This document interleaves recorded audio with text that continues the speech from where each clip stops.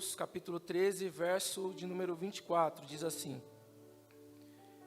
propôs-lhes outra parábola, dizendo: o reino dos céus é semelhante ao homem que semeia a boa semente no seu campo. Mas, dormindo os homens, veio o seu inimigo, semeou o joio no meio do trigo e retirou-se. E quando a erva cresceu e frutificou, apareceu também o joio. E os servos do pai de família, indo ter com ele, disseram-lhe: Senhor, não semeastes tu no teu campo boa semente? Por que tem então joio? E ele lhe disse: um homem inimigo é quem fez isso. E os servos lhe disseram: queres, pois, que vamos arrancá-lo? E ele, porém, lhe disse: não, para que, ao colher o joio, não arranqueis também o trigo com ele. Deixai crescer ambos juntos até a ceifa. Então, por ocasião da ceifa, direi aos ceifeiros: colhei primeiro o joio e atai-o em molhos para o queimar. Lucas capítulo 22. Lucas capítulo 22, versículo de número 31.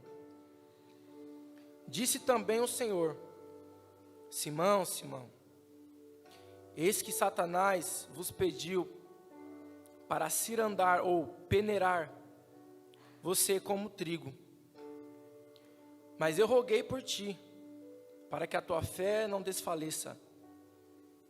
Tu, quando te converteres, confirma teus irmãos. Irmãos, nós lemos aqui dois textos conhecidos demais.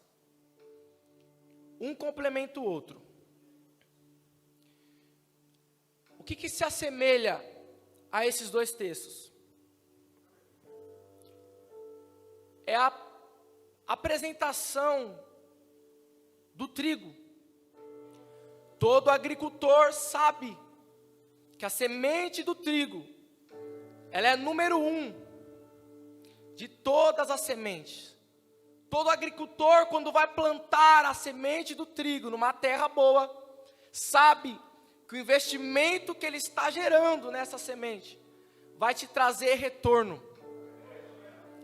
O trigo, ela é uma das sementes que mais tem gratidão e que mais traz retorno. O pior ramo de trigo, ele é capaz de retornar 10 sementes. Quando chega numa certa maturidade, ele é capaz de dar 30 sementes. E o melhor ramo de trigo é capaz de dar 60 a 100 sementes. Então um ramo de trigo pode multiplicar até 1 milhão de sementes. Só que, de repente, durante a noite, quando todo mundo estava dormindo, o inimigo do semeador, ele entra no campo e começa a plantar um outro tipo de semente. E essa semente que ele planta é chamada de joio. Joio é considerado como uma erva daninha. O que significa isso? Uma erva venenosa que contamina o ambiente. É chamado de praga para os agricultores. Se aparecer um joio no meio do trigo, ele fala: tem praga aqui no meio. Porque o joio... E elas vão crescendo. Vão crescendo. E o interessante é que o joio, ele é muito parecido com o trigo. Eles crescem de uma maneira igual, com a mesma coloração, com o mesmo jeito, com as mesmas plantas, com os mesmos ramos. Quem olha para o joio, a imagem do joio, não vai saber que é joio, vai olhar e vai falar: é trigo. Olha só como ele é belo, olha só como ele é maravilhoso. Ele anda como trigo, ele prega como trigo, ele canta como trigo. ele se veste como trigo, ele fala como trigo, ele anda do jeito que o trigo anda, mas o seu interior é joio. Só que, e o que é o joio?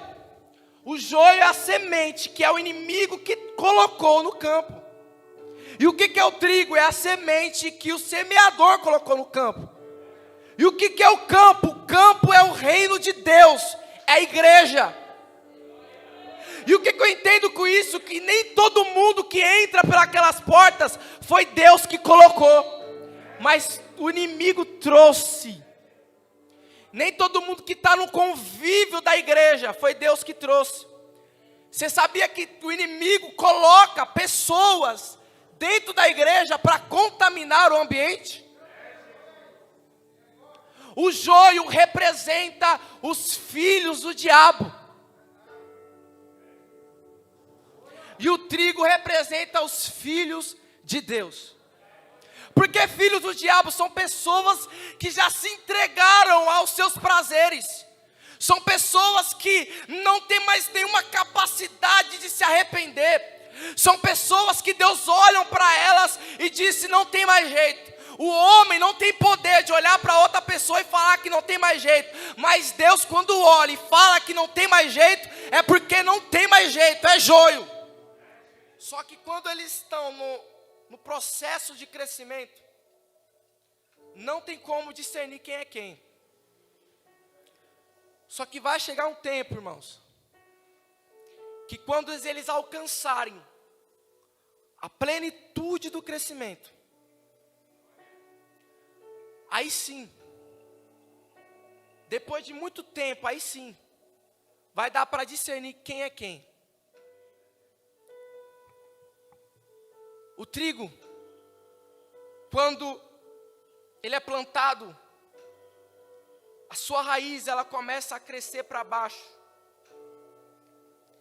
E o joio, quando ele é plantado, a sua raiz ela se espalha, abraçando qualquer tipo de raiz que está do lado. Então o joio ele tem mais influência do que o trigo. A raiz do joio influencia as outras raízes. Ele ganha espaço. Ele vai ganhando espaço. E um dia, quando alguém descobrir que tem joio no meio do trigo, a intenção do inimigo é que quando descobrir, esse joio não pode estar aí. Eu vou ter que pegar e arrancar esse joio. O problema está aí. Porque se eu tocar no joio, a raiz do joio que está abraçada com o trigo, vai arrancar o trigo também. E o joio, ele cresce mais rápido que o trigo. Porque o joio, o fruto do joio é podre, é leve. Então ele cresce mais rápido. E se eu tirar o joio da terra, eu vou arrancar o trigo também. Então a intenção do inimigo a colocar o joio no meio do campo é que um dia alguém perceba. Talvez alguém está olhando para mim e não estou entendendo nada. Vou te explicar. O inimigo coloca pessoas dentro do campo da igreja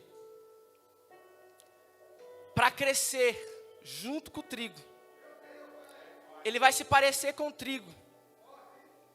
Ele vai atrair muitas pessoas. Ele vai ser um influenciador de muitas pessoas. Mas um dia a máscara cai. E o problema é esse. É que tem muita gente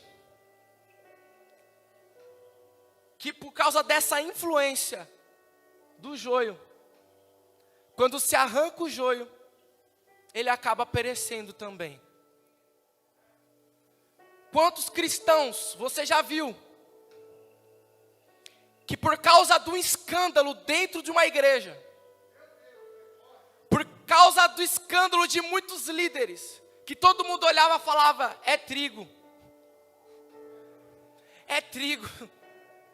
é homem de Deus, é mulher de Deus. Essas pessoas atraíram tantos seguidores, influenciaram tanto, que quando houve escândalo e essas pessoas caíram e foram desmascaradas, muita gente saiu da igreja, muito trigo foi prejudicado. Hoje eu vim aqui como representante do Evangelho e vou dizer para você, perdoa